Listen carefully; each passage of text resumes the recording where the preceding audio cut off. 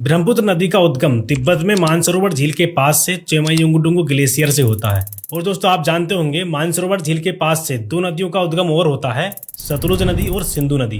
तिब्बत में ब्रह्मपुत्र नदी को सांगपो के नाम से जाना जाता है।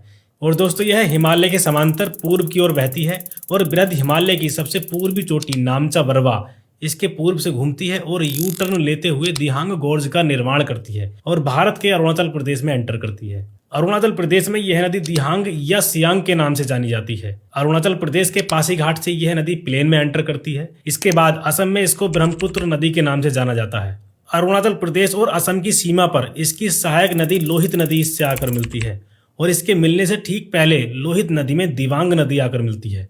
यहाँ लोहित नदी पर भूपेन हजारिका सेतु बना हुआ है। इसको ढोला सदिया पुल भी कहा जाता है। यह असम और अरुणाचल प्रदेश को आपस में कनेक्ट करता है। यह ब्रिज पूरे भारत का सबसे लंबा ब्रिज है जिसकी लंबाई 9.15 किलोमीटर है। दोस्तों दिवांग और लोहित नदी के अलावा बाएं ओर से मिलने वाली इसकी प्रमुख सहायक नदियां हैं धनसिरी और कोपली। और दोस्तों दाएं ओर से मिलने वाली ब्रह्मपुत्र नदी की प्रमुख सहायक नदियां हैं सुबनसिरी, कामेंग, मानस और तीस्ता।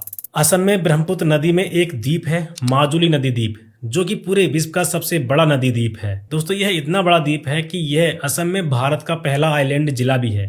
असम की राजधानी दिसपुर भी ब्रह्मपुत्र नदी के किनारे स्थित है।